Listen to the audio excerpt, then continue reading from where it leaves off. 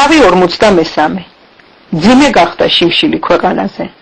როცა შეჭამეს მთელი პური, ეგვიპტიდან რომ ჰქონდათ ამოტანილი, მამამ უთხრა მათ: გაბრუნდით, კიდევ გვიყიდეთ მცირედი საზრდო.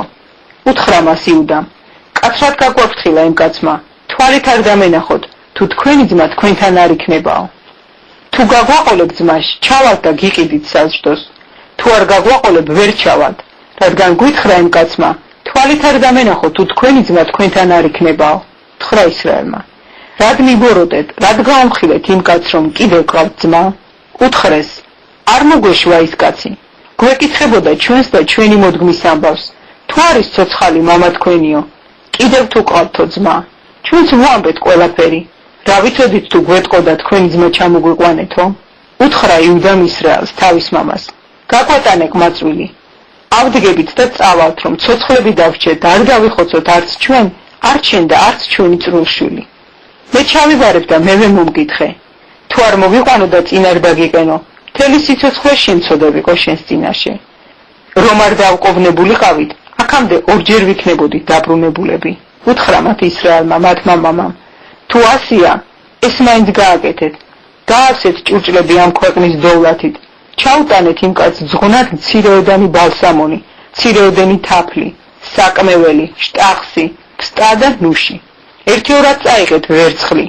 დაბრუნებული ვერცხლი კი თქვენს თოფლებში რომ ეწყო, უკანვე მიეცით, აბათ შეცდომა რაღაც. თქვენი ძმას წაიყვანეთ, ადექით და კიდევ წადით იმ კაცთან. ყოვლადლიერი ღმერთი შეგეწიოთ, რათა წყალობა ნახოთ იმ კაცის თვალში და გამოგატანოთ ის მეორე ძმა და ბენიამინი. მე კი თუ უშვილო დარჩენა მიწერია, დავრჩე უშვილო. წაიღეს კაცებმა ეს ძღვენი, ვერცხლიც ერთიორად წაიღეს და ბენიამინიც წაიყვანეს. ადგნენ და ჩავიდნენ ეგვიპტეში და წარუდგნენ იოსებს.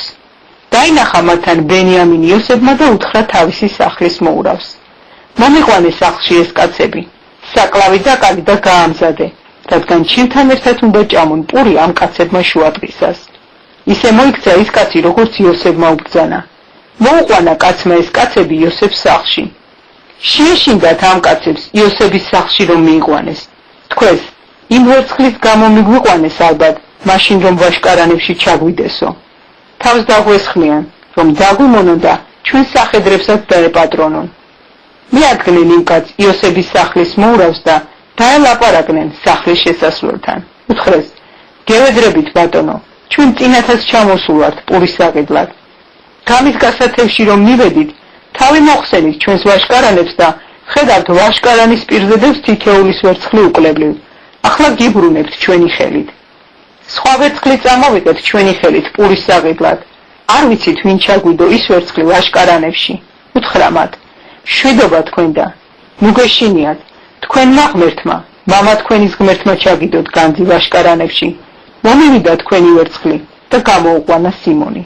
შეიყვანა კაცმა ეს კაცები იოსების სახლში, მისცა მათ წყალი ფეხის დასაბანად და მათ სახედრებს საკვები დაუყარა.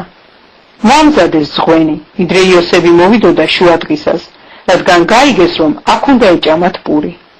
მოვიდა იოსების სახლში და მიართვეს მას ზღვენი საკუთარი ხელით და მიწამდე თაყვანისცეს. მოიკითხა იოსებმა ისინი და უთხრა: ხომ შვიდობით არის მოხუცი მამა თქვენი, ვიზეც მელაპარაკებოდით? ხომ ცოცხალია ჯერაც? უთხრეს: შვიდობით არის შენი მორჩილი მამა ჩვენი, ჯერაც ცოცხალია. მუხლი მოიყარეს და თაყვანისცეს. აიხედა იოსებმა და დაინახა თავისი ძმა ბენიამინი, თავისი დედიშვილი. იკითხა: ეს ხომ არ არის თქვენი უმცროსი ძმა, ვიზეც მელაპარაკებოდით? თქვა: ღმერთი გწყალობდეს, ჩემო შვილო. ვეღარ მოითმინა იოსებმა, რადგან გულღუძლი დაეწვა თავისი ძმის გამო. ტირილი მოუნდა და გავიდა თავის ოთახში და იქ ატირდა. დაიბანა პირი, გამოვიდა, გაიმაგრა გული. თქვა: მოგვიტანეთ საჭმელი. მოუტანეს საჭმელი მას ცალკე და მათ ცალკე.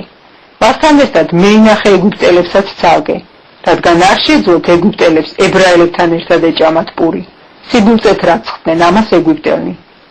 დასხდნენ მის პირისპირ უფროს უმცროსობის მიხედვით. გაკვირვებით გადახედეს ერთმანეთს კაცებმა. უგზავნიდა მათ იოსები თავისი სუფრიდან კერძს. ბენიამინის კერძი 5 ჯერ მეტი იყო სხვების კერძზე. სვეს და შეთვრდნენ მასთან ერთად.